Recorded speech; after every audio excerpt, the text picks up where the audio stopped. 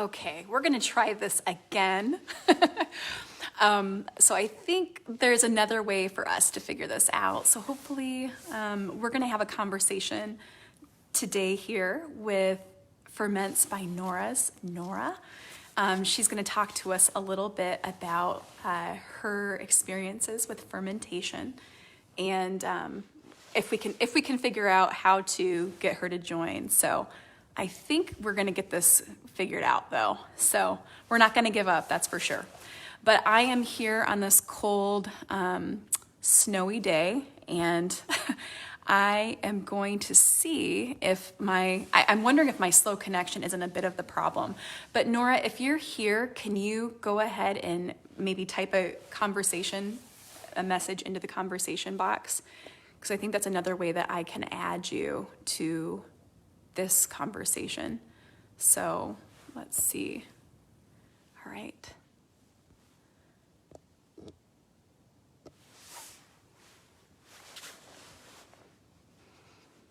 This is how you stay warm when you're in the cold outside.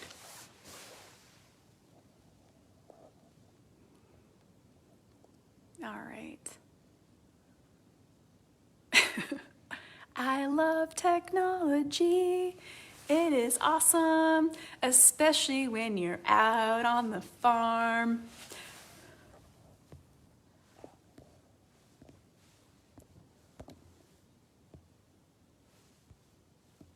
Okay, awesome. There you are, Norah.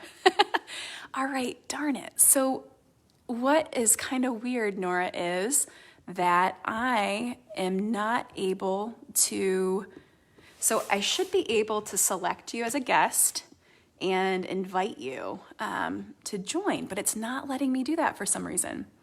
Now, I could see Ha before, and when Ha showed up, I could add her. There was that option. I don't know if there's a setting somehow.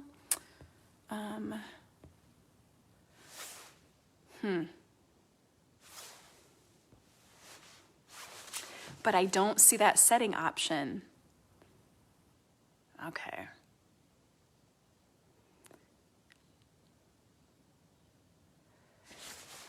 I don't know if there's anything more I can do on my end. So usually I can select the guest and then I can invite you to join, and it's just not providing that option. And it could be possibly because of my signal, but I don't know if that's the case either. So there's Ha again, and I can add Ha to the conversation. She's like, are you guys gonna get this conversation going? So I'm gonna see if I can snapshot this for you, Norah, because right under Ha, I can see bring them on camera, and I just don't see that setting for you. And so I don't know if there is a setting in yours that may show up that somebody's loving this, this fumbling. I don't know if there's a setting that might be a little bit different. Okay. Oh yes, there you go. Norah wants to join me. Okay, great. Good job. Awesome. Okay. All right, Norah, I think it's adding you now. Yay, we're getting this figured out. So thanks for everybody being patient. Oh my And gosh, yes, yay, we've got it figured out. Norah, awesome. Hi, hey, the second time's good. Yeah, charm. we were oh, oops, sorry, that was my kitchen. No, well, we're talking about, I am going to tell you, because I'm out on the farm, there's probably a little bit of a delay in the signal. And okay. first live video where there's an actual guest on with us. So Norah, we have, say hello. Hi everyone. I'm so glad I was able to figure it out. I'm not the most tech savvy person, but yes, we are on. I'm going to go ahead and dive. This week we shared with our group on Firefly Fields a little bit of a story about you and how Ben and I have actually had the opportunity to learn from you. Beans that we grow farm. And you shared a little story about tempeh as well as a recipe. And I want to ask you, being a fermentationist or fermenter, I'm not sure what to call you exactly, but what are fermented foods? So fermented foods, broadly, the transformative action of microbes, bacteria, or fungi to actually create desirable changes in any particular. So we have numerous, based on 250,000 years of human history. If you're talking about lactofermentation, what you see of sauerkraut and kimchi, that's due to the lactobacillus bacteria that's actually able to help preserve the Napa kimchi and cabbage.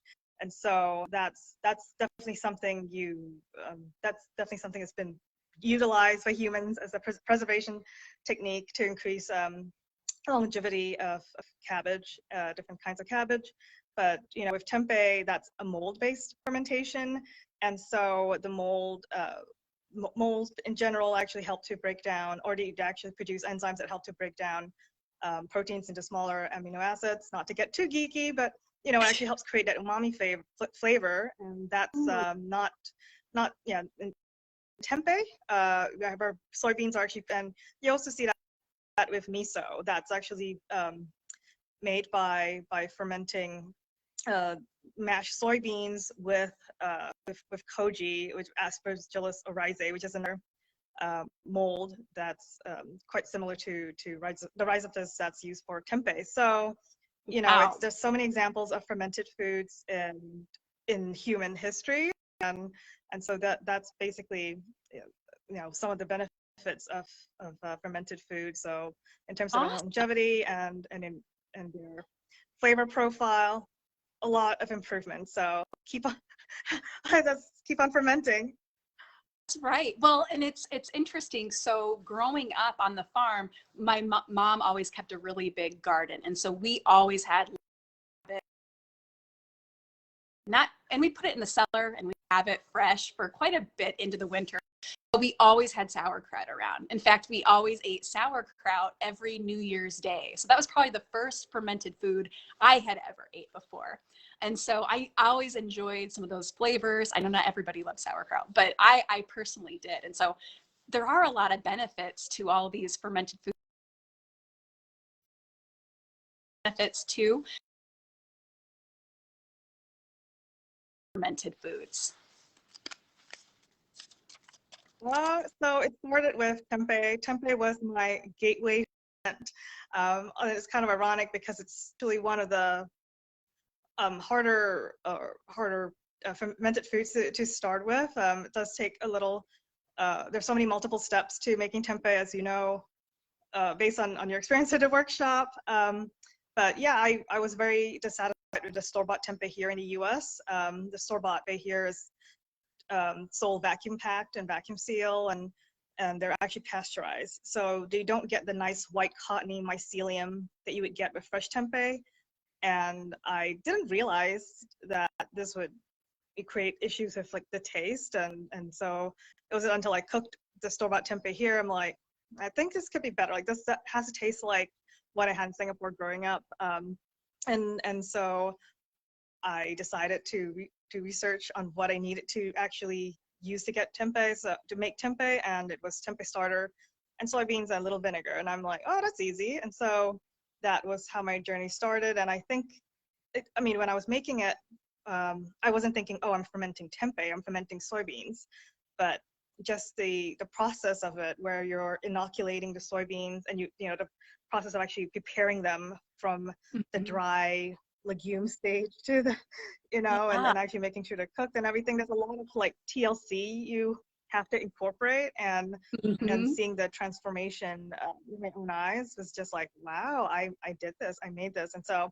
it was a rabbit hole for me. And so since then I've moved on to like kombucha and kimchi sauerkraut and also koji, which is another mold. So yes, once you start, you cannot stop.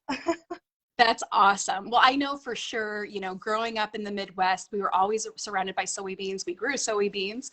And, you know, we would make like a soybean soup at home, but that was about it. We never really knew different ways to prepare soybeans. And so, you know, one of the things that we're really interested with Firefly Fields is to figure out all these delicious ways that you can prepare the foods that are grown directly out of our fields. And so Ben and I were super excited to, you know, learn you showing us what we can actually do with these organic soybeans and other grains that are all grown from our farm. So I'm just curious, well, two things. One, we're talking a lot about tempeh, and I think we need to show the audience what this actually looks like. And then, never had tempeh, and like, where does it come from? So tempeh, I'll answer. So I grew up consuming tempeh in Singapore, and Singapore is actually, if you look on a map, it's situated like within the Malay archipelago, and it's very close to like Malaysia and Indonesia, and we have a sizable Malay Malay minority in Singapore. So with that, you know, we have a confluence of so many different cuisines from so many not part of the world. So tempeh was like really accessible where I grew up, and here it was just not available, right? I mean, I'm not sure if anyone here has watched Crazy Rich Asians, but that's a movie that show the food scene, the vibrant food scene in Singapore, and one of the good things about the movie was the fact that they showed how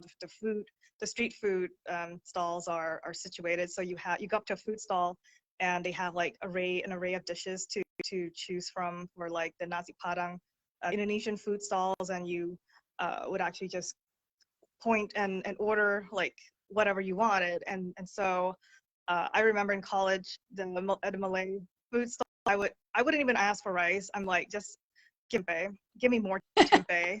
And so for Malay Indonesian cooking, tempeh tends to be fried and basically mixed with different spices and chilies, and it's so flavorful. It really crisps up really well, and I was addicted. Of course, I had to satisfy my addiction by actually making my own. So for me, it was a childhood memory to recreate that tempeh that I had from my childhood, and so I guess, you know, there's a silver lining in every cloud, right? If I kind of joke that it took coming to America to learn to make tempeh, but you know, necessity is the mother of invention. I have some tempeh to show our viewers. Okay. So I'll actually do it this way. So here you can see that I have 3 different kinds of tempeh. So this is black bean tempeh, if you can see it. So you can see this is the white cotton mycelium, and I didn't even have to dehull the black beans. So this is, if you want a less labor intensive bean to use, black beans are it, because the hulls actually allow penetration of the rhizophosphore. So this is ideally what you want, like the white cottony mycelium growing and binding those beans. And essentially that's what tempeh is, really. You really want to inoculate and get those rhizophosphores feeding on a nutrient. So this is soybeans. This is made with your soybeans, Virginia. And so organic tempeh, I know. And it's, you can see how, I mean, yeah, it's amazing, right? Because this is what you can get like from dry soybeans to tempeh. And, you know, if you attend your own workshop, I'll basically show you how to get to that part. But essentially that's the soybean tempeh. Obviously some of it has been consumed. And this tempeh, I made it with black-eyed peas. And so this was also, you can see here the cross section of it. This was also a relatively easy tempeh to make, because I actually just pressure cooked it. I think I pressure steamed it, and you know, it actually binds really well as well. So with the different beans you use, you'll find that you actually can experience different flavor profiles and differences in the taste, and how well, you know, differently you can use them. So I've made tempeh before with like quinoa, for example, and that's great for like a meatless burger as well, because it's got a meaty, chewy texture. So yes, it's a misconception that tempeh, although it was traditionally made with soybeans in Indonesia, it can be made with pretty much any legume or bean or grain. So yes, this is really easy to make. And also I want to say, like, I think this was made with like half a cup of soybeans, and you really get a lot. Like, it'd be enough to feed like 2 people for 2 days. Yeah. So very efficient way of using soybeans, and super delicious because you can prepare it any way you want. So yes, this is like once you enter the tempeh world, that's what you'll actually get to enjoy. That is so awesome, Nora. Thanks for showing us what it looks like. You know, so we've been showing kind of tempeh this week on the social media like Instagram and Facebook, and I had some people messaging me, and somebody commented, they said it looks like a candy bar, and with the nuts inside that nougat kind of look. And so yeah, it's like a mold candy bar, but it's so delicious. And so, you know, one of the things that you mentioned was all that you can make with just a small amount of soybeans. And 2 years ago, Ben did this whole of like soybeans are awesome, and he took I believe it was 2 pounds of soybeans, and he made enough food for like 2 weeks, from soy milk to tofu to okara, and all of these things that could be made just from soybeans, and these in different ways. And now tempeh is on the list. So I know that when we made the tempeh that you showed us how in your workshop, we brought it home, and it was so cool because we were harvesting soybeans at the end of October, right in the field that day. And we were able to prepare the tempeh at home for lunch. And when it's harvest time, it's like everybody's got a job. And so I a lot of times will be cooking and running food out. And so I had prepared tempeh for my mom and dad, and they had never in their life tried anything like this before. And they really enjoyed it. And so it was cool that they enjoyed it, but also, you know, my nephew was around, and he said that he loved it. He said it tasted like French fries and a fish stick all together in one. And so we had fried it up and put it in kind of like an Asian style sauce with vegetables, and it was just delicious. So we really enjoyed that. And I think a lot of people, you know, if they know how to do it, and they'd also really enjoy it as well. And so thank you for sharing that with us. Oh, and it was important you mentioned too that tempeh isn't only made with beans, right? It's made with other things too. Yeah, so you can make it with cereal grains as well, so like barley or quinoa. And like I said, you'll experience different textures and taste profiles of different being based on what you use as a substrate. But generally, the way to make it is going to be similar. So to actually make of different beans and you know, different substrates, you kind of need to take into account the different structural properties or characteristics of a particular substrate. So quinoa tends to be quite clumpy, and it is going to still retain some moisture.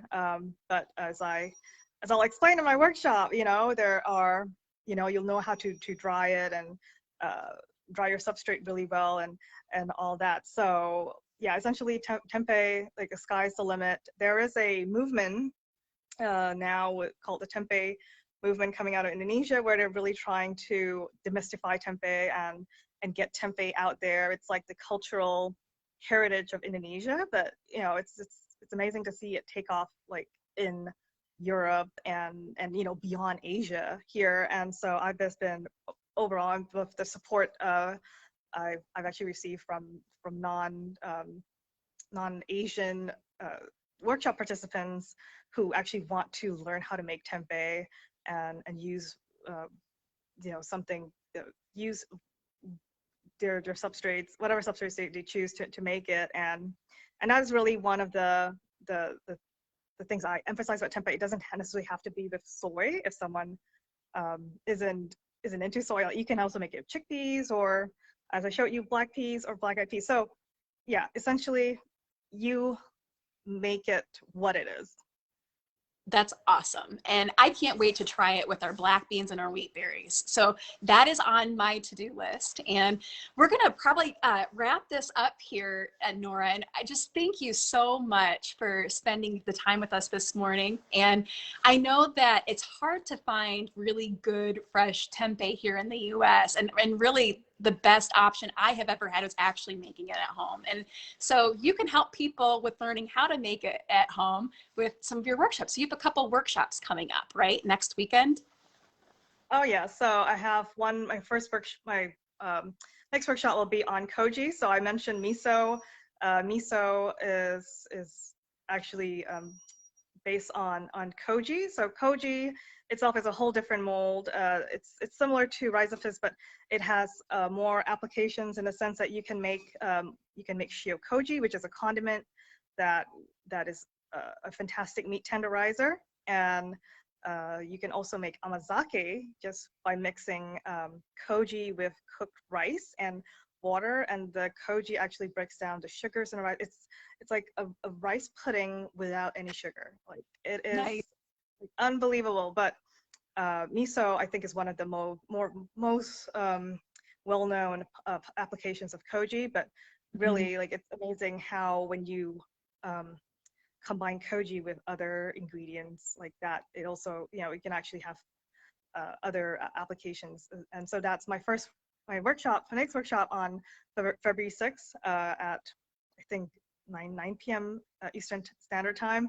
And then I have a following workshop on Sunday, February 7th. That would be on tempeh. So I will be using your soybeans again to conduct a live demo on making soybean tempeh. But most importantly, I show the craft, and I explain the science behind it. So I noticed on YouTube there's so many videos showing how people make it, but I think not enough people can appreciate why they're undertaking the steps that they are. So why is it important to dry your soybeans, to dry your substrate for tempeh?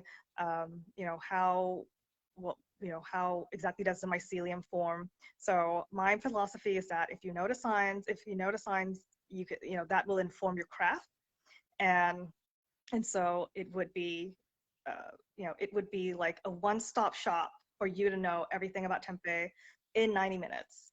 You get my follow-up support, even if you're not making tempeh during the workshop itself. So that is my personal brand of how I conduct my fermentation workshops. And so I really look forward to seeing everyone who's interested in making either tempeh or working with koji. So I really just want to demystify the microbes we work with and how we can actually harness them to help us create the wonderful foods that we enjoy. That's awesome, Norah. I think that's a great no. And I just want to say thank you, because it's so fun for us to see the organic soybeans that we grow here on Berryville Road, in Chandler, Arizona, in Alabama, and Seattle, Washington, and Portland, all these, in New York City. I mean, we've had people, Norah's directed to the farm to find our organic soybeans that are creating tempeh and other delicious foods. And it's just, I don't know, it gives me just such chills and delight thinking about it, that all these people are creating these foods from all over the world with the soybeans that are grown here. And so we really thank you for that, Norah, as well. And thank you for sharing with us the knowledge about how to make tempeh. And so if you want more information about Norah, her ferments, the workshops, and how to make tempeh, she shared that information with us on the Firefly Fields blog and in our kitchen. And so we posted some of those things on Facebook this week. So check those out. And I guess we'll say goodbye. But thanks, Norah. And thanks everybody for watching. We'll see you soon. Okay, thanks, Virginia. Thank you. Take care. Bye. Bye.